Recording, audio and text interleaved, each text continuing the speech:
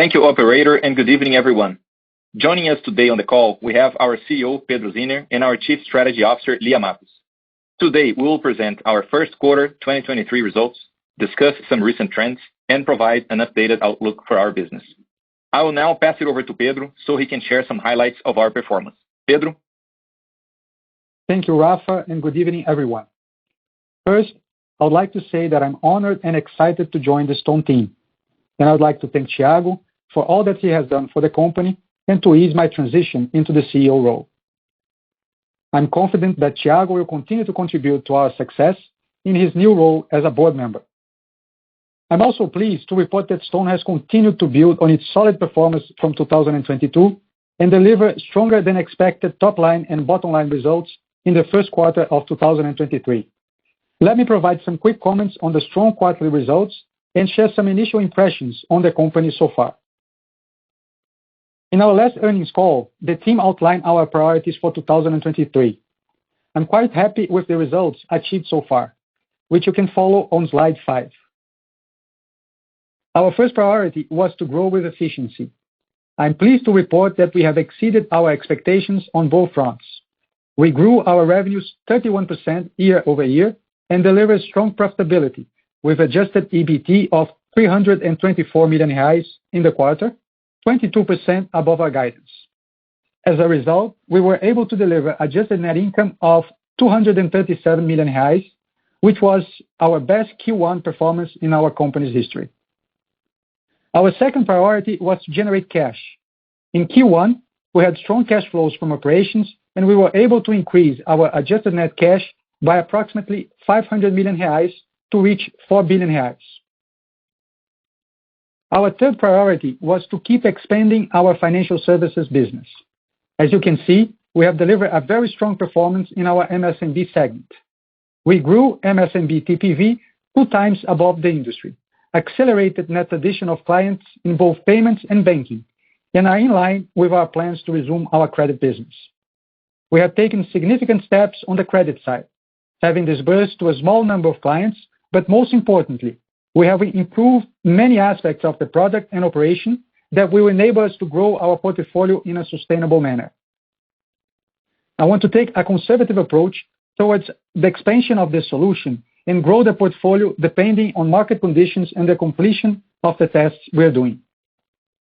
Finally, we were able to achieve this growth and evolution with a significant increase in monetization, with take rates reaching 2.39%, an 18 basis point improvement over the last quarter. The fourth priority was to evolve our software business. On this front, results were below my expectations. The team is working hard to build the foundations that will enable us to deliver a unified experience to our clients, integrating software and financial services and becoming the one-stop shop solution for small and medium Brazilian retailers. We're making progress integrating and building of those capabilities, but we are not there yet. In our software sales, our revenue growth was hurt mainly by a reduction in ad spending by some of our enterprise accounts, and our EBITDA margin was also impacted by an increase in selling expenses. Throughout the rest of this year, I want to put a strong focus on our team integration, cost discipline, and streamlining of our software portfolio. And finally, our fifth goal is to build a fit-for-purpose organization that will enable us to deliver on our long-term priorities. We have to make sure our organization is properly equipped to withstand the additional pressures that come with a high-speed growth. I don't think this guarantees success, but I believe not having the right resources in place is a leading indicator of failure. As part of this process, I want to welcome Luiz André Barroso as our new board member. His experience as a Google Fellow and a seasoned professional in the tech industry will help us on our path to differentiate ourselves and lead through innovation. Now I want to share some additional thoughts on the company and my experience in the role so far. The first thing I'd like to highlight is the inspiring and fantastic people I have met over the last couple of months. Whether I've been spending time with teams in our hubs, at our distribution centers, or within our offices, the great ideas, the positivity and enthusiasm for the work we do is really inspiring. I believe the superior talent in this company will continue to be a great driver for our long-term success. The second is that we have significantly improved the company's governance structure and management systems over the past year. I see the company doing a better job of setting more clearly defined goals, cascading this to different layers within the organization more effectively, and linking compensation more closely to our performance. This is improving decision-making, and I see that we now have a better understanding of the key value drivers affecting our business. This is certainly a continuous process, but I believe we now have better structure to maximize value and returns over the long term. The third is the strong foundation of our client-centric culture. I think a key driver of Stone's success during its journey has been its ability to identify and ease the points of friction that MSMB clients have with traditional financial institutions. This, combined with the last mile and distribution capabilities that Stone has built over the past few years, has become a significant competitive advantage that has enabled Stone to disrupt the market. I think these same attributes can also extend our value proposition into banking and credit, and longer term, extend our competitive advantage in our software business by solving the vertical specific complexity of our clients and creating a more cohesive ecosystem of integrated software, hardware, and financial services. For the short term, I believe that focusing and excelling on the basics, we will emerge stronger and more resilient. For example, our cost management initiatives are already improving our operating leverage, and our pricing discipline is impacting our profit margins. Longer term, I am working with our team to design our strategy through 2030, setting clear goals and the execution path ahead. We will provide you with more details on this new long-term plan at an upcoming Investor Day that we're working towards, and we will share more details of the event a little later this year. And now I'm going to pass it over to Lia, who will discuss our first quarter 2023 performance and strategic updates. Lia? Thank you, Pedro, and good evening, everyone. I would like to begin by briefly going over our consolidated results in slide 6. As Pedro mentioned, this was a strong quarter with growth and profitability above our expectations. Total revenue reached 2.7 billion reais, growing 31% year-over-year, and our adjusted EBT increased to 324 million, above our guidance of 265 million reais. As a result, our adjusted net income increased almost 6 times year-over-year to reach 237 million reais with a margin of 8.7%. Now, from slide 7 to 12, I will double-click on the performance of our financial services segment, which continues to produce strong growth with consistent profitability improvements. Revenue in the segment increased 36% year-over-year and was flat sequentially, despite the typical weaker seasonality in the first quarter. This was driven by good performance in our MSMB client base, which demonstrated strong TPV and client base growth, produced higher take rates, and generated more revenue from our banking solution and Pix. In addition to this top-line improvement, incremental cost efficiency gains generated higher profitability, with adjusted EBT reaching 306 million reais in the segment and a 13.1% margin. Moving to slide 8, I want to talk about some of the highlights in our MSMB performance.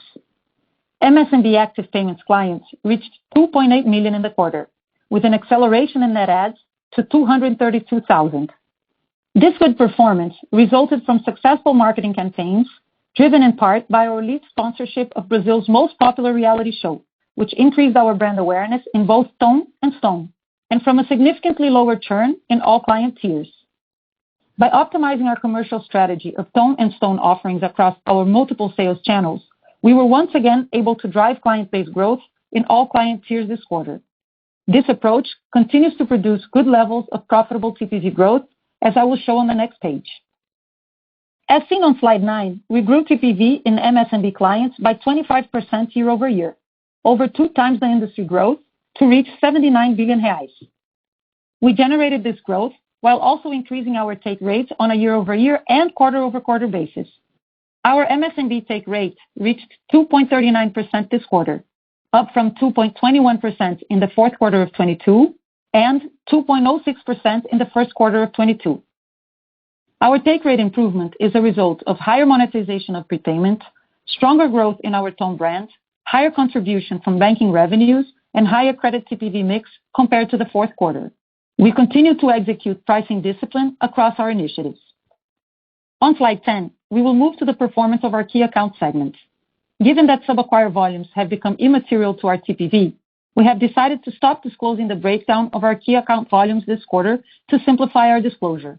Overall, key accounts TPV decreased 26% year-over-year to reach 15 billion reais in the quarter, as we continue to shift our priority from sub-acquiring business to platform services within the segment. However, as a result of our priority shift, our take rates in key accounts increased 31 basis points year-over-year. On a quarter-over-quarter basis, TPV declined, especially due to first quarter seasonality and continued deprioritization of sub-acquirers. Take rate remained flattish sequentially, mainly due to lower prepayment penetration. Now, I will give some highlights of our banking performance on slide 11. As we mentioned in our last earnings call, this quarter we launched Super Conta Ton, our full banking solution for micro clients. As a result of this launch, we saw significant growth in our banking active client base to 1.3 million in the first quarter of 2023, 2.5 times higher year-over-year, and a growth of 81% quarter-on-quarter. This has also led to a quarter-on-quarter decrease in RPAC from 45 reais in the fourth quarter of 2022 to 37 reais in the first quarter of 2023, as micro clients generate lower revenue contribution in comparison to SMB clients. We have also started piloting debit cards in Stone, which is an important step in evolving our banking solution for MSMBs. Client deposits reached 3.9 billion reais, which was roughly stable quarter-over-quarter, despite a seasonal decrease in TPV, which is an important driver of deposits, as it is the main cash-in method for clients that use the complete acquiring and banking solution. With the ramp-up of new clients and the launch of new features, we expect deposits to continue to grow over time. On slide 12, I want to give a quick update on the credit front and on the results we have so far achieved with our pilots. We enhanced our working capital loan product by combining a flexible daily settlement mechanism with minimum monthly down payments, which increases predictability for both our clients and for us. We're in advanced stages of improving our system automation and credit lifecycle monitoring and making our decision models more sophisticated through enhancement of data. We have also fully integrated our systems with the registry of receivables and formalized personal guarantees as a form of collateral, which has already been executed as expected. We're currently working to rebuild our recovery and renegotiation process to give our clients the possibility to renegotiate directly through the Stone app if they wish to do so. Until the end of April, we have disbursed around 6 million reais to approximately 200 clients, with key credit performance indicators in line with our business model and our credit underwriting standards. We're in line with our plans to test our credit card solution in the second half of this year. As Pedro said previously, we will take a conservative approach towards the expansion of this solution and grow the portfolio depending on market conditions and the completion of the tests we're doing. Now, I'm going to shift to the discussion of the performance and strategic updates of our software business in slides 13 and 14. In the first quarter of 2023, software revenue increased to 358 million reais, with a 10% year-over-year growth, representing a deceleration from past quarters, given some weakness in our ads business from large enterprise accounts that reduced spending this quarter. Adjusted EBITDA for software was 40 million reais in the first quarter, with a margin of 11.1%, a 120 basis points decrease compared to the first quarter of 2022, which was mainly driven by the software revenue growth in the quarter and an increase in selling expenses as we invested in our sales team. On slide 14, I want to give the main highlights of our performance and priorities. Software revenues this quarter was positively affected by a higher number of POS and ERP locations in smaller client tiers, as well as in organic expansion. The growth in number of locations focused on lower tier clients was in line with our strategy to increase our presence in medium and small clients with our software solutions. This shift towards smaller client tiers is also expected to drive average tickets down, while it should open up a broader TAM opportunity ahead. Looking ahead, I would also like to share with you our priorities for software for this year and re-emphasize our long-term view. We have 5 key priorities for this year. A strong focus on cost discipline, integrating teams and functions across StoneCo, increasing operational leverage. Continue to expand our presence by scaling our distribution channels, driving growth within medium and small client segments. Continue efforts to build an end-to-end value proposition of software and integrated financial services in select verticals and segments. We believe this is key for us to strengthen our differentiation in some client segments where we have a relevant opportunity to address. streamline software assets to increase strategic focus, and expand our addressable market by entering in new retail verticals through M&A. In the long term, our goal is to build a unified commerce solution for our clients, and our software business is an integral part of this strategic vision. We believe we have a lot of work ahead of us, but we're on an exciting path to become the only end-to-end integrated software and financial services provider for Brazilian merchants. Now, I want to pass it over to Rafa so he can discuss in more detail some of our key financial metrics. Rafa? Thank you, Lia. I would like to begin on slide 15, where we discuss the evolution of our costs and expenses. As we have mentioned in the past, 2023 should be a year with more cost discipline and OpEx control. In the first quarter, we have started to see initial results of that approach, especially in administrative expenses, as I will detail shortly. Cost of services increased 7% year-over-year to 721 million reais. As a percentage of revenue, it was 26.6% in the quarter, 600 basis points lower than last year. Compared to previous quarter, it grew 3%, mainly driven by higher investments in technology. As we said in our last earnings call, we expected administrative expenses to reduce on an absolute basis and to increase below inflation for the year. In the first quarter, administrative expenses decreased 11.5% sequentially, mainly explained by lower third-party advisory expenses and more normalized levels of personnel expenses that was seasonally higher in the fourth quarter.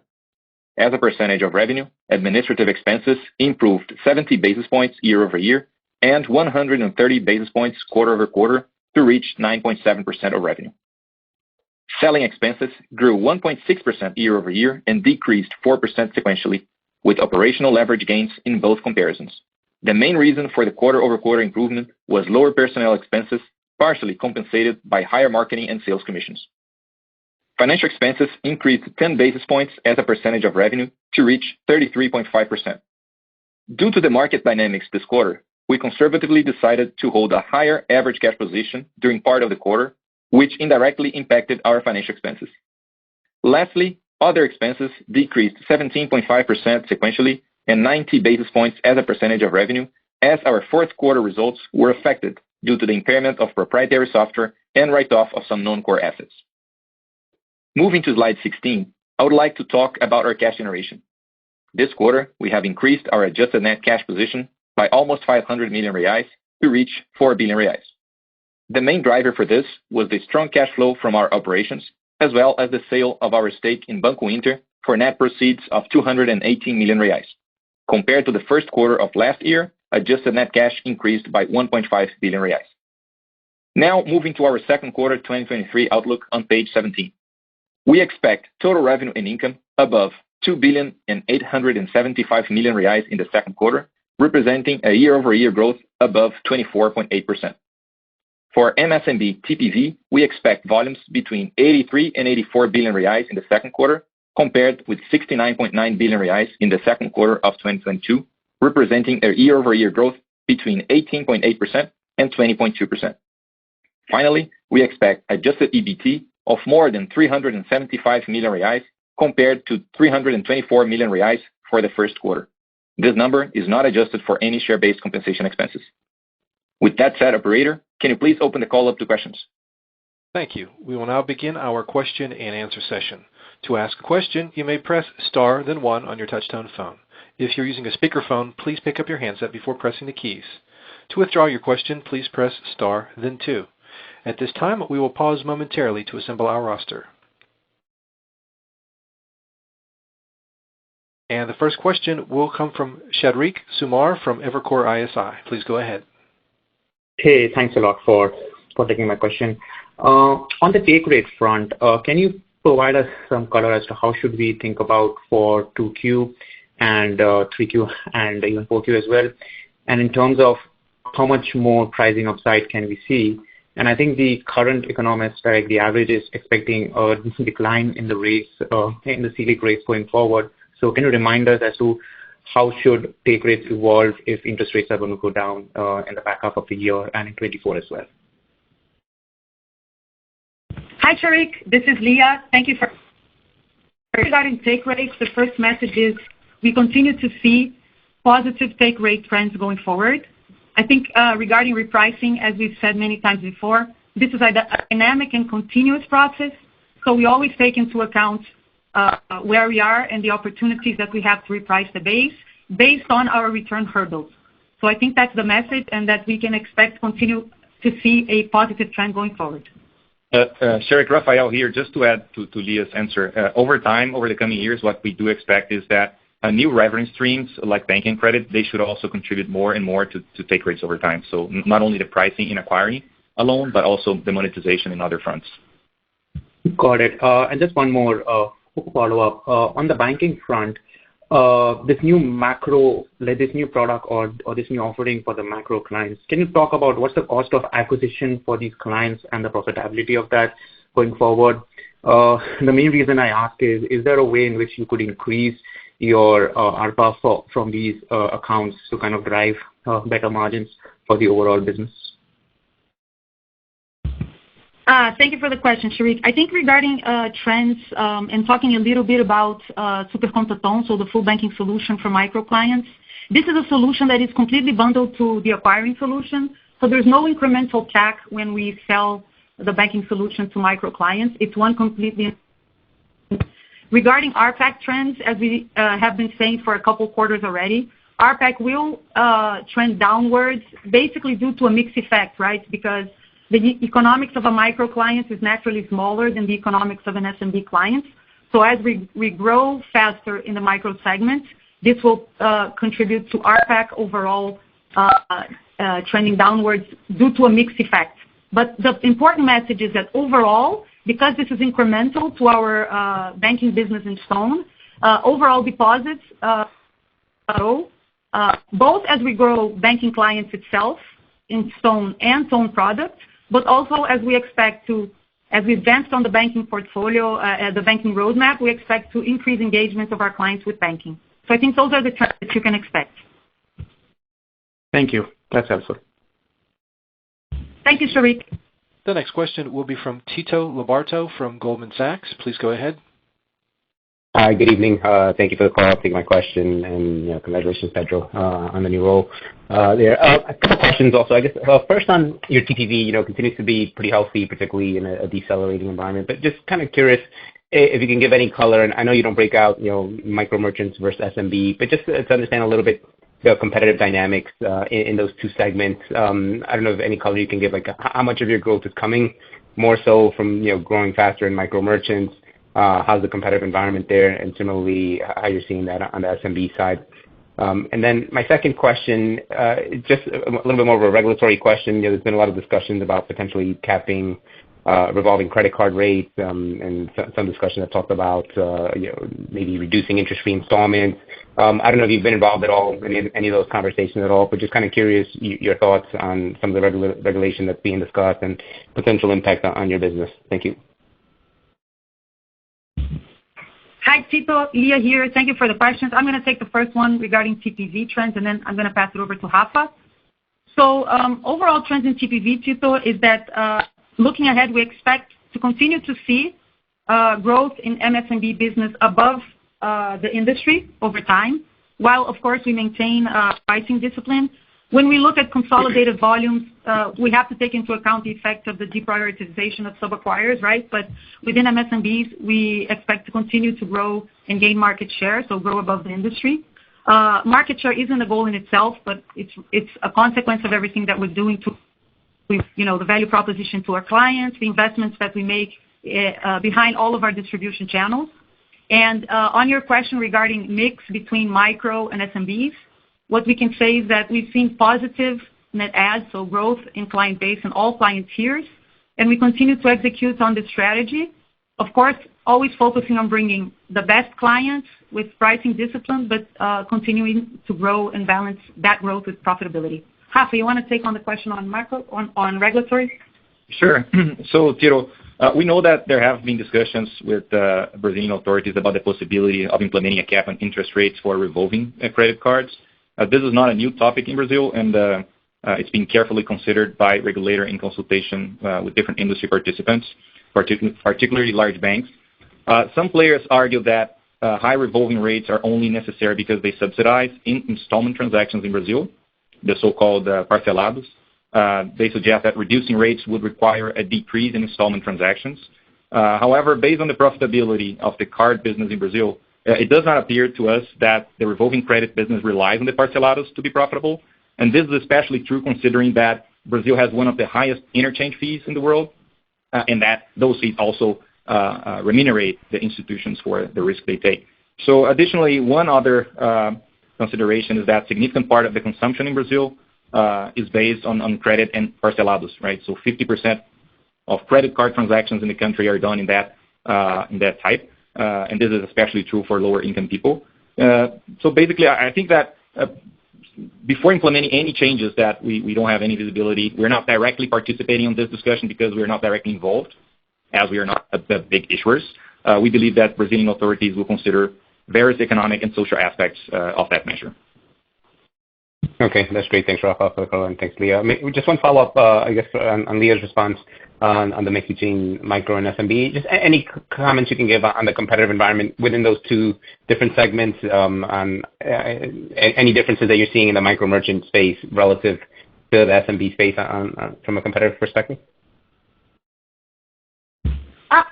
Tito, yeah. So I think regarding competition, if anything, the competitive landscape has been more stable compared to. There's three important trends happening in the industry, right, that are worth mentioning.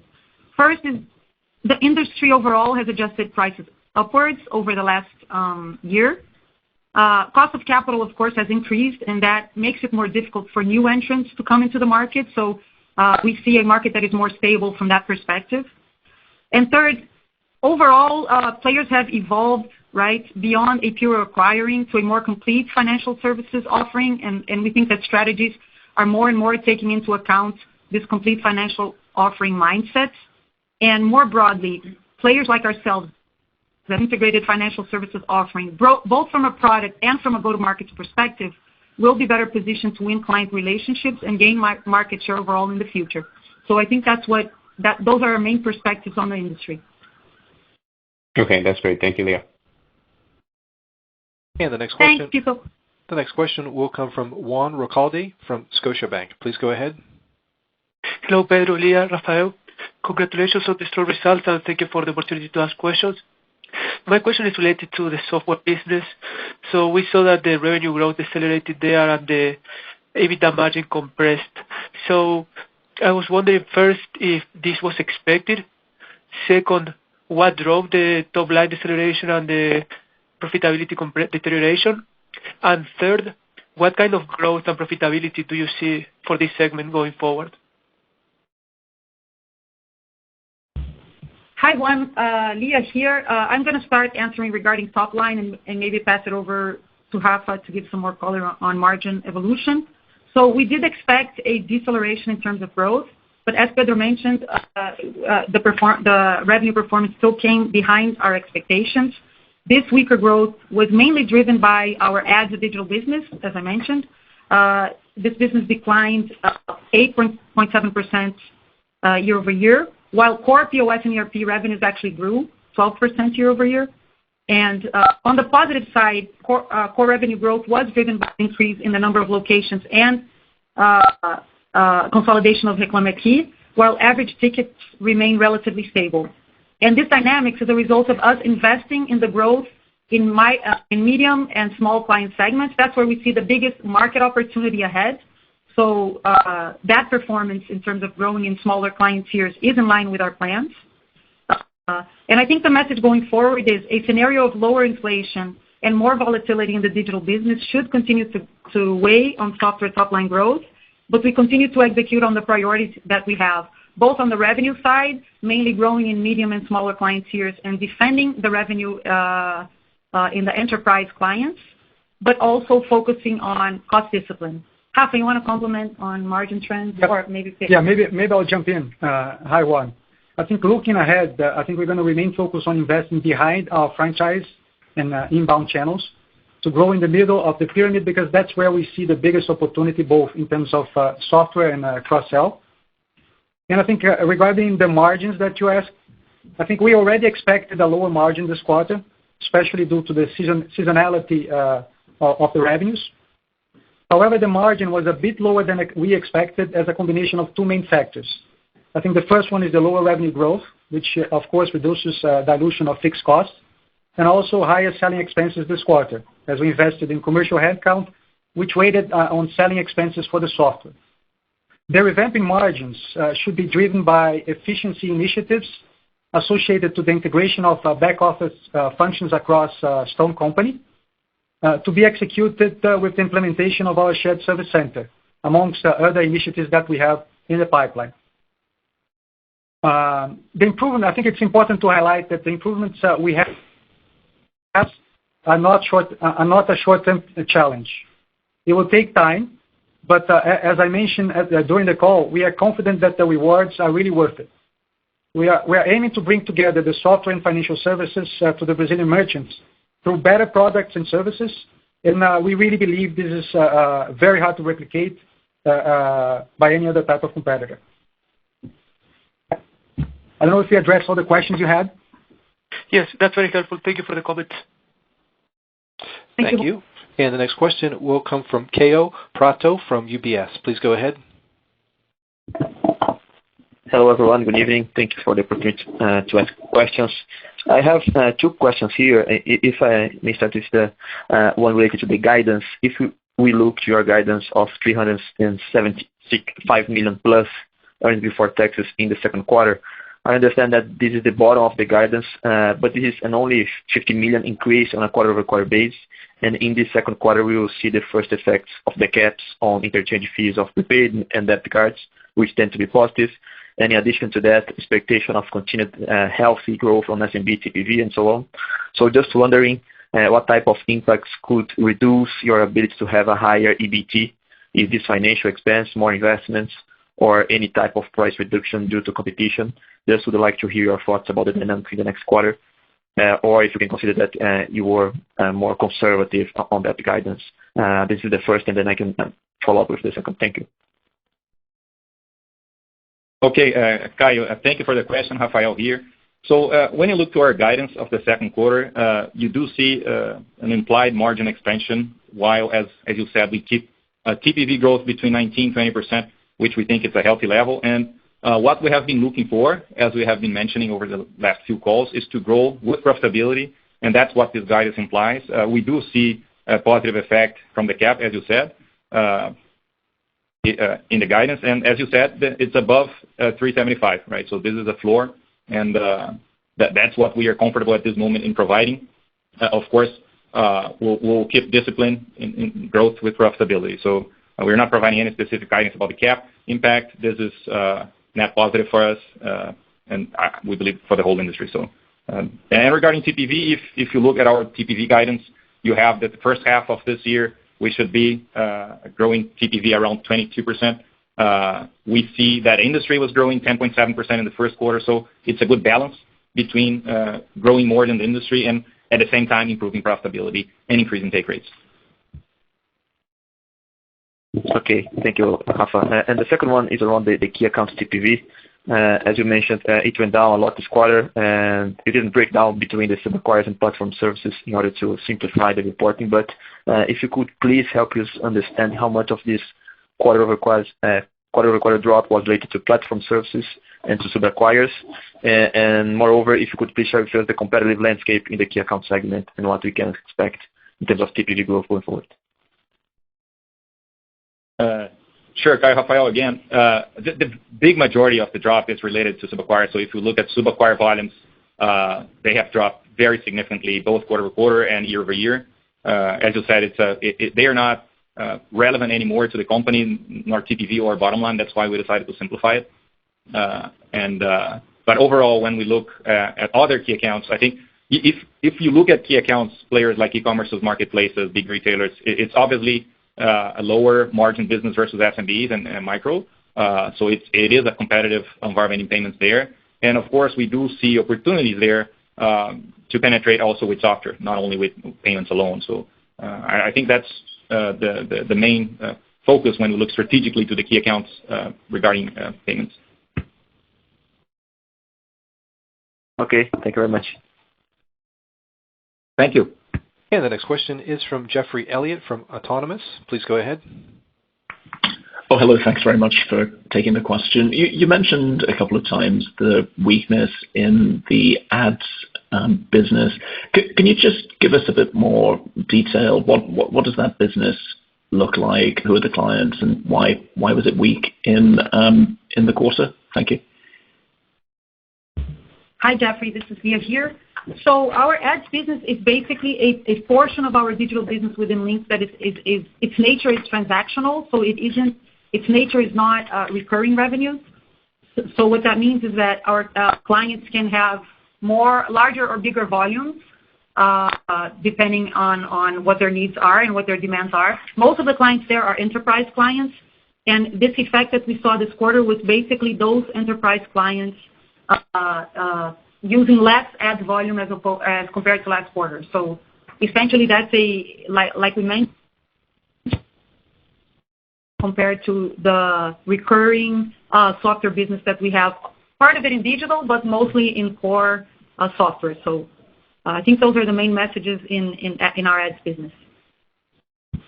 Thanks. And if I could just squeeze another one in, you've talked about growing TPV faster than the industry, but what's your latest view on industry TPV growth this year? Yeah, so like Rafa said, we saw industry growth around 10.7% this quarter. ABEX pointed to between 14 and 18% this year. We think it's going to be in the lower end of this range. So that's our view on the market. We have to continue to observe the numbers as they come out, but we expect on the lower end of ABEX's guidance. Great. Thanks very much. Thanks, Jeffrey. The next question is from John Coffey from Barclays. Please go ahead. Great. Thank you very much for taking my call. So the first part I had was actually echoed or was reminiscent of the question you just had regarding the industry growth. So when I think of what you were seeing or what you're expecting for the first half, I think you said around 22%. If we were to extend that out to the second half of the year, is there anything that you would caution us on, any tough comps or anything that might be specific to Q3 or Q4 that might actually push that rate higher or lower? And the second question is, as far as key accounts go, when does the pain of the declines end? When do you get to that bottom point at which TPV starts to grow again? Hi, John. Rafael here. So regarding, there's nothing that calls our attention right now that should change significantly those 20% growth levels in the MSMB TPV in the second half of the year. Of course, as Lia said, we do rely on different factors and macro factors that, like inflation and economic activity in retail, that we do not control. But as of now, there is no big indication of big changes from those levels. When your second part of the question regarding key accounts, can you please repeat it, please? Yeah, well, I mean, the TPV has been declining for a while, and I thought a lot of that is due to lower volumes from the sub-acquirers. When does that sub-acquirer volume become negligible, and that you really start to see the TPV start to grow again quarter-over-quarter or year-over-year? Oh, yeah. Yeah, perfect. I think that if you look at our key accounts policy in payments and TPV, of course, the sub-acquirer has declined strongly, but overall, we have been more strict in pricing in key accounts. And I think that that policy does have some negative effect in TPV. And so I would say that the coming quarters, we should still see the year-over-year growth in key accounts being sort of depressed at those levels that you see now. But of course, at the end of this year, we believe that you have the and then we might see an acceleration there. But all right, thank you. Or so. Thank you. And the next question is from Josh Sigler from Cantor Fitzgerald. Please go ahead. Yeah, hi. Thanks for taking my question. Congrats on the strong results this quarter. For my first question, I think in your prepared remarks you mentioned seeing significantly lower churn on the MSMB vertical. I'm curious what some of the drivers were behind the strong retention this quarter, and if you expect that to persist throughout the year. Hi, Josh. Lia here. So yeah, we saw a significant lower churn across all client tiers and both in Stone and Ton brands. And we think that this is a trend that will continue. It's the result of the expansion of our product offering, also a greater focus on client lifecycle monitoring. So we've done a lot in terms of actions towards the base. So agents visiting, making more lifecycle visits, more engagement throughout client lifecycles. And also we cannot ignore the fact that industry is much more rational, right? So that also impacts positively our churn. So those are the three main messages that we have regarding churn trends, and we think that these trends are going to continue. Understood. That's very helpful, color. Thank you. And then for my follow-up, I'm curious how you're thinking about sizing the opportunity to continue to cross-sell the banking solutions to Tone customers. Do you expect increased acceleration in banking active clients as you roll out the new Super Conta Tone product? Yeah, Josh, great question there. Just to give some color on this, there was a big incremental contribution this quarter because not only we grew Super Conta Tone to new Tone clients, but we also migrated clients that had the simple wallets to the full banking solution, right? So I think what we can say looking ahead is this. Every single Tone client will have both an acquiring and a banking solution. So growth in Super Conta Tone will be in line with growth in Tone itself. Perfect. Thank you very much, Leah. Appreciate it. Thank you, Josh. And I think another important comment is just to also emphasize this.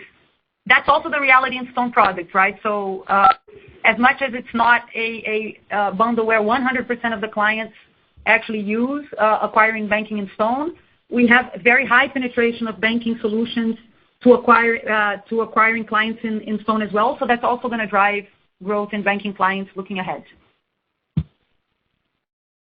Thank you. And the next question will be from James Friedman from Susquehanna. Please go ahead. Hi. It's Jamie at Susquehanna. Greetings, Pedro, and welcome. Hi, Tiago. Hi, Rafa. Leah, a question for Leah about slide 14, the software strategy, Leah. I was just wondering if you could step back and say at a higher level how the strategy articulated in slide 14 has changed now versus when you originally acquired Linx. I know the world changes, but how are you thinking about it now, and what may have changed your thinking in that process? Thanks, Jamie. I'm going to take this question first and then maybe pass it over to Pedro also to hear his thoughts.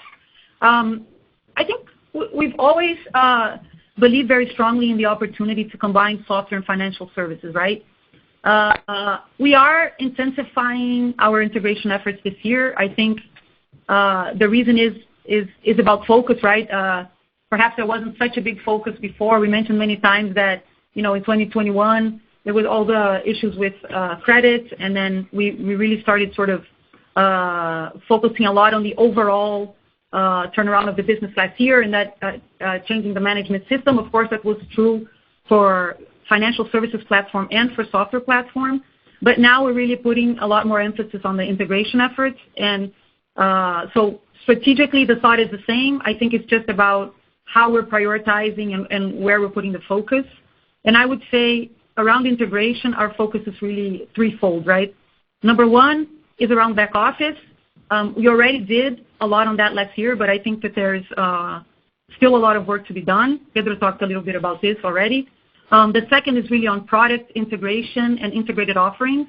So a lot of our effort last year was around product integration. Now we're shifting to really think from the client perspective, how we can really build the best combined offering of software and integrated payments and financial services. And the third is really around go-to-market and how do we really incentivize and coordinate our go-to-market efforts, both in financial services and software, so that we maximize this combination, right? So I think it's more about the how as opposed to the what. The strategic rationale hasn't really changed, but I think we've changed a little bit how we've been focusing on the initiatives. Pedro, you want to comment? Yeah, I think if I might add, I think one of the points that Leah raised is really, in my view, is the key reason, which is focus. But another point that is really important is that we do believe that the opportunities within the software business are huge, right? If Linx clients sell around R$500 billion, which is equivalent to 5% of Brazil's GDP, and we still have a low penetration of payments and financial services into those clients. So we haven't put all the effort and the focus we needed. I believe that offering the integrated solutions will bring a very differentiated value proposition to our clients. And I think there is another point that it should be highlighted is we may optimize capital allocation within the software business, really trying to focus on select bits that are more strategic to us. Got it. Thank you for the context. I'll drop back in the queue. Thank you, Jamie. Thank you. And the next question is from Mario Pieri from Bank of America. Please go ahead. Hi, guys. Thanks for taking my question. Let me ask the first question on, during your speech, you talked a lot about cost discipline and expense control. Can you talk about some of the measures that you're taking and help us quantify the benefits of these measures? And I ask because when we look at your headcount, it's much larger than some of your peers, and we have seen some of your peers reducing headcount. So indirectly, I'm asking if there are any plans to reduce headcount, or what are any initiatives that you have to control costs? And then I'll ask the second question.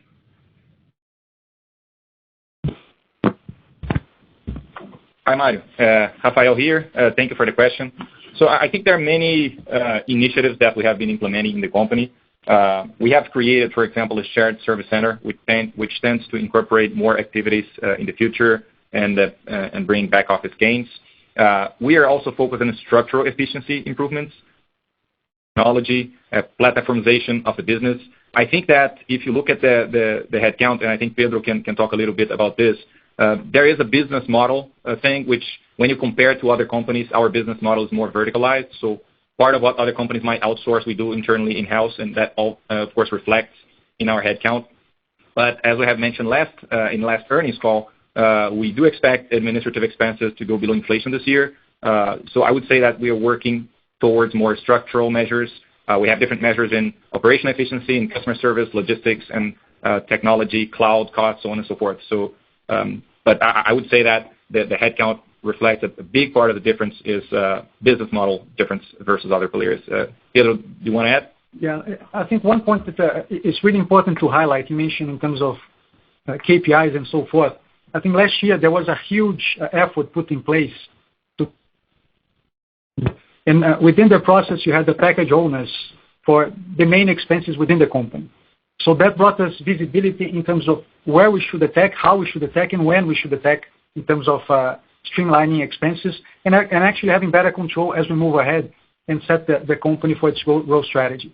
In terms of headcount, I think I mentioned at the beginning of the call that we're really setting the stage to position Stone throughout 2030.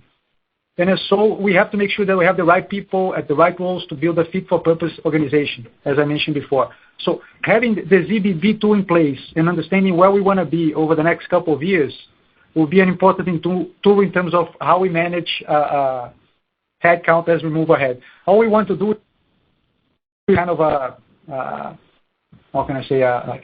a back and forth review in terms of headcounts, firing and hiring people. So it's really building a fit-for-purpose organization as we move ahead, right?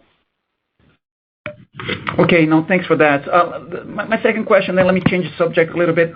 Focus on your funding costs. Can you talk about your ability to tap third-party funding given recent events in Brazil? How are you seeing the market? Hi, Mario. So we are not seeing problems in tapping funding sources, especially because the company has been generating cash, increasing liquidity. So we have a very robust balance sheet. So we're not seeing any problems there. We did see in the industry a very slight increase in funding costs that, as you can see, it was not anything that reflected in our P&L. So we have different funding sources in the company, and we believe that those will be even more diversified in the coming future. So it's not something that worries us. Okay, and Rafa, if you can just remind us your sensitivity to a lower rate environment, what would be the impact of a 100 basis points reduction in Selic, assuming all else equal? Hi, Mario. So I think that this question is hard to answer because there could be a theoretical answer that considers ceteris paribus, but we know that when rates change, the commercial dynamic might change as well. So we don't like to provide a specific guidance around that sensitivity. If you look at our interest rates, our financial expenses, they have been evolving over time, basically with TPV and CDI. So you can pretty much do a simple math on where they are today, and if CDI decrease, you see a percentage decrease there. But of course, it is a net positive for us if rates decrease. But it's very hard for us to say a number because we would otherwise assume that commercial activity and competitive environment will be the same. We do believe that players would not rush to decrease prices, and it's really hard for us to guarantee that. So if you look at our financial expenses, a little over 900 million reais, with CDI almost 14%, you can do some math there and see that 100 bips it's a relevant impact. Okay, but basically you're saying then it depends on how your competitors are going to behave, not necessarily. So it doesn't mean that you are going to be the first mover in case if rates come down, that first mover in reducing prices. Yes, Mario. So we will not be first movers in bringing down prices. I think that, and of course we do have our internal hurdles, our internal return goals. It's not 100% reliant on what our competitors will do, but we do look at competition and environment to decide what we're going to do. But this is not something that we'll do proactively, bringing down prices if rates come down. Okay, guys. Thank you very much. And the next question will be from Neha Agarwala from HSBC. Please go ahead. Hi, thank you for taking my question.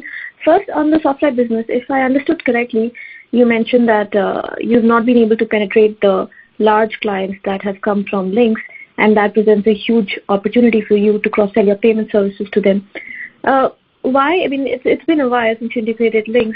I thought it would be an easier opportunity, a low-hanging fruit, to cross-sell your payments business to the Linx clients versus bringing the software expertise from Linx to your SMB segment. So why haven't you been able to integrate that part? And that's related to my question on TPV as well. So the TPV growth has been almost twice that of the industry as a whole. What are the reasons for this strong growth? Whom are you gaining market share in the SMB segment from? Because with most of your peers, when we talk to them and we see the numbers, they're mostly close to the low teens in terms of TPV growth. So what is driving the strong growth in terms of your TPV? Has there been some contribution from growth in larger accounts, which might have led to the stronger TPV growth? If you could shed some light in case there's a change in mix, and then I'll ask my next question. Thank you. Thank you, Neha. Your question cut a little bit in the middle, but I think I got it all. Let me take it, and then if there's anything missing, let me know, okay? So I think your first question was the payments and financial services penetration within Linx clients and where our focus is. So our focus is really on the middle of the pyramid. I think that's the best way to describe it. Those are medium and a little bit the upper tier of SMBs, right? The larger small clients and the medium clients, and a little bit the large clients as well. That's where we see the biggest fit in terms of offerings, both the offerings that we have on the financial services side, as well as the product portfolios that Linx has. So just to clarify this point, our focus really is, the initial focus really is on cross-selling financial services to software clients. But there's actually a convergence in terms of our strategy when we consider software and financial services, because Linx is very highly penetrated already on the very large clients, and the opportunity for us to grow in software itself is going lower in the pyramid, right? Going to this medium of the pyramid with software. But that's going to continue to be done through Linx's channels, Linx's franchise channels, and Linx's inbound channels. So there's a convergence there. I think that's the important message regarding software and where we're looking at in terms of cross-sell. I think on your TPV question, message is we take market share from pretty much every competitor, right? And we have actually pretty granular view of who we're taking market share from, in which client tiers and in which regions. Of course, the dynamics changes a little bit, region by region and tier by tier, but the message is we take market share from all competitors, right? And the growth in TPV trends that we see is both driven by our growth in the micro segments. That was also a big driver of net adds in the quarter. But let's remember that our strategy within the hubs has been to focus on larger SMB clients, right? So more and more we're shifting our hub strategy to look at the top tier of the SMB segments, and we're seeing pretty healthy growth there, and that's driving TPV growth. Did I get all your questions? Yes, Lia, largely. So there has been some move up market, not particularly large accounts, but maybe somewhere in between the large accounts and the SMB, so more higher tier SMBs. That's the focus. Yes, exactly. Higher tiers within SMBs, exactly. Okay. My second question is on the credit. So we finally see you piloting your credit product. You mentioned that you've been fully integrated it with the receivables registry. Could you talk a bit about that as to, is the registry of receivables fully operational? Is there a complete transparency in terms of data, and do all the registries communicate with each other? And secondly, on what other has it been integrated with the hubs? And what are the other product changes that we can see in the coming quarters, and when do you think you can fully launch it? Thank you. Yeah, Neha, big questions about credit. Let me start with your question on the registry. So the message is, with this initial group of clients, we already did them with the integration to the registry system working. It's working, but we're using it as an extra data point, not as a single mechanism of collateral. I think that's an important message. And regarding on your question of how we're involving the hubs, this is something that we're starting to test, the level of involvement of the hubs in the life cycle of our clients. Initially, we have been distributing the product mostly digitally, but let's remember, a small group of clients still, and so we're running several tests in terms of the involvement of agents in the credit life cycle overall. We think that we have a very big edge to leverage there, but the way in which we're going to do it is still a learning process.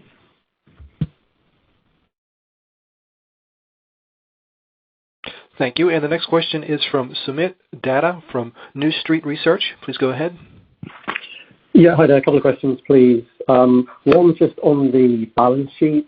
There's a nice slide in the deck showing cash position just steadily rising, and obviously the business is moving into greater profitability. So how are you thinking about use of cash going forward as that number presumably continues to inflate? Are there any acquisition opportunities you would be considering at this time?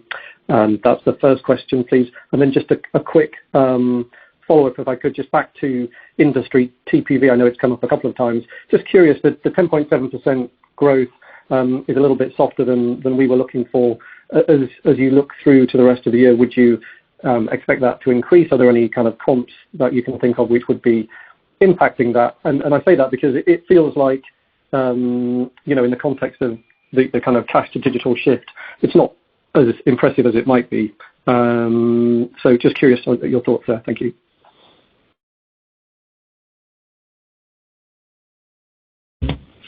Thank you for the question, Sumit. Rafael here. So regarding your first part of the question, we do have a strong balance sheet, as I said, 4 billion reais in adjusted net cash. This enables us to have flexibility to grow faster whenever we want and to invest in different fronts of the business. As we have been mentioning for a couple of calls already, one of the uses of that cash is to reduce a little bit of the debt that we have in the balance sheet, as you can see over time. That's why financial expenses, they have stopped increasing a lot mid last year. But we also look very carefully capital allocation opportunities, and of course it's better to have that flexibility. One other element here is environment scenario, any more uncertain macro scenario, we do have cash to keep growing the business. For example, in the pandemics, we had our prepayment business working during even the worst week of pandemics because we had flexibility and cash on hand. So I think that's sort of a policy of the company, and we're closely looking to different capital allocation opportunities with a lot of discipline. Regarding the industry, I think that 11% growth sort of is coherent with our view that the industry growth in the year should be more closer to the bottom of the range of what the ABEX Association guided to, which is 14%. So I think that's hard for us to estimate for the whole year, but it's close to the bottom range, so it's not something that calls our attention. Got it. Thank you. Yeah, and just to reinforce one point, Sumit, having said that, this is for the industry, right? When we look at our TPV, as we have guided, it's running a little over 20% in the first half of this year, and we expect that those growth levels should continue to be above industry this year. Of course, we're looking at pricing discipline always, not growing by growing itself, right? Yeah, absolutely. Yeah, thank you. And the next question will be from Pedro Leduc from Itaú BBA. Please go ahead. Thank you, guys. A little bit on on pricing dynamics. So if this quarter we saw a little bit of the last rounds that you guys got implemented when we look at your take rate. if you've noticed some competitors moving recently. Some are saying that they're moving up. Hence, if you're seeing room for maybe another round there, given the lower churn that you mentioned. And if in 2Q we should see a little more pricing effects or just the better take rate coming from the interchange cap. Thank you. Thank you, Pedro. Rafael here. I think that we did reprice clients in the first quarter. We do expect to reprice clients in the second quarter. I think this is a continuous process of pricing optimization. It's not, as I said before, it's not a big price change as we saw in the beginning of last year to adjust for higher interest rates in the country, but it's a continuous optimization process that we do see opportunities to optimize prices further. As you said, there is the cap of prepaid cards. This also helps in the take rate. So I think that the message here is a very disciplined pricing policy and a balance between growth and profitability that we think is healthy. Thanks, Rafa. And taking back a bit on that, of course, impressive guidance for the upcoming second quarter. But you also have been beating guidance at least 3 quarters that I remember it. Things have been ending up better than what you see mid-quarter. How should we think about that a bit? Again, it is a strong figure for 2Q. I'm just wondering what is an upside scenario like we've been seeing you consistently beat it. Yes, Pedro. So when we define the guidance, we look at the forecast we have for the quarter. We see potential deviations around that, both upside or downside, and we try to provide a number to the market that we are confident in achieving. Of course, there's always upside on the number, but of course, macro scenarios that we don't control.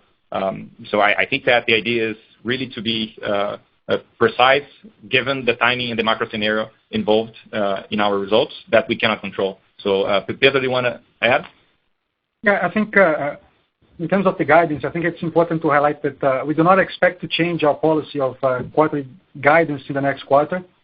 However, in the future, we do plan to provide a longer-term perspective of the business rather than a quarterly number, which we believe is more aligned with our long-term value creation strategy.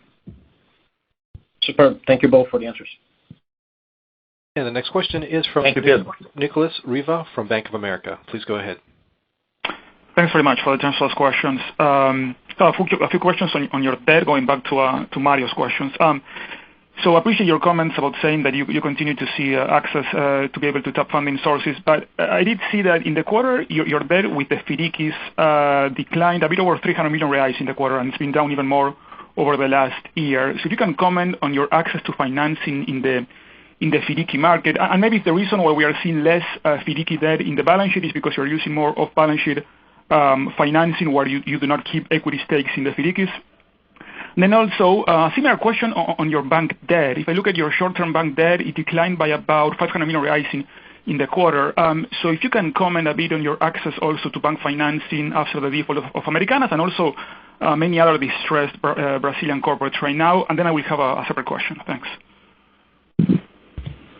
Thank you, Nicolas. Rafael here. So I think that the effect that you see, as I said when someone asked about the allocation of cash, is part of that is because we are increasing cash generation, right? And we are using part of that to both amortize the FIDC that you mentioned and also short-term debt. Remember that in the first quarter, we did sell our stake in Banco Inter for 218 million reais. So that helped the 500 million reais increase in adjusted net cash. So I think that this has nothing to do to access to funding lines, but rather cash on hand that with the good capital allocation to reduce leverage and reduce debt given where interest rates are. Okay, thanks, Rafa. And then my other question is on your financial expense. So in the income statement, you book a very large amount of financial expense, a bit over 900 million reais a quarter or about 3.7 billion reais over the last 12 months. But if I compare that with your total debt size, so if I include the 2028 bond, bank loans, FIDC debt, and deposits for the banking product, I get 8.5 billion reais in total debt at the end of March. I'm not including the payables to the merchants.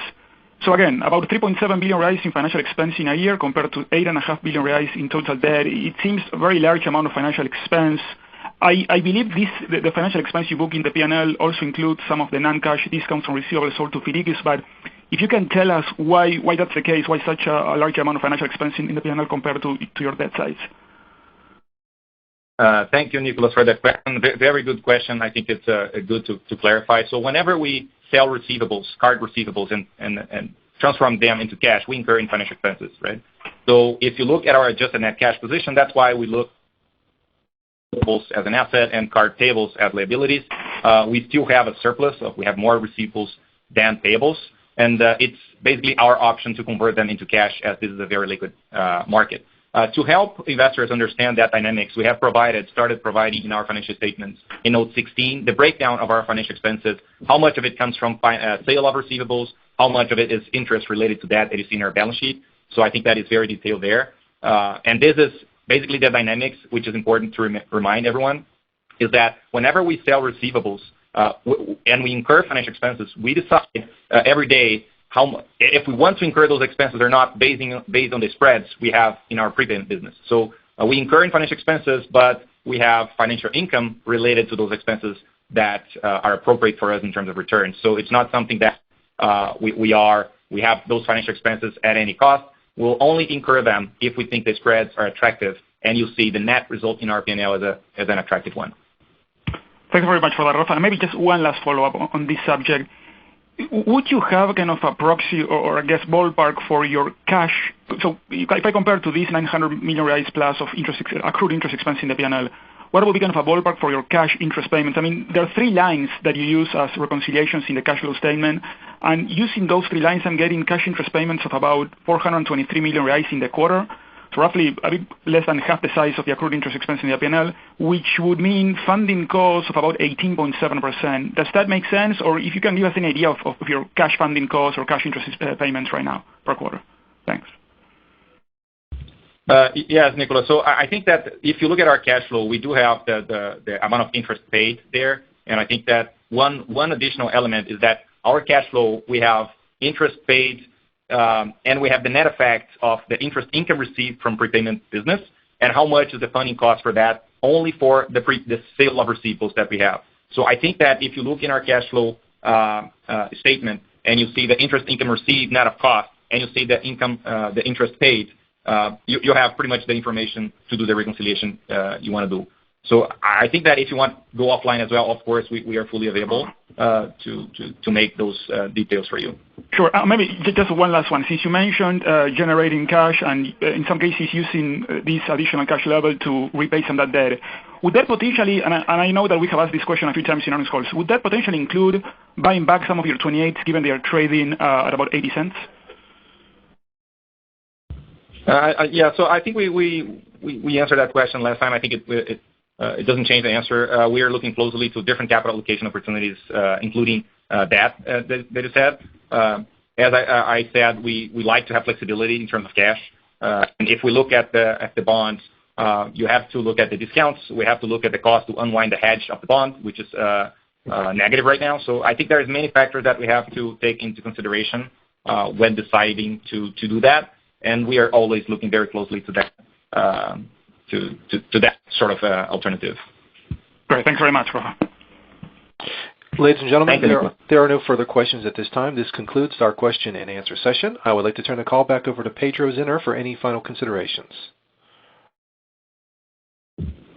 Well, just want to thank everyone for participating in the call and hope to see you again soon in our next quarter conference meeting.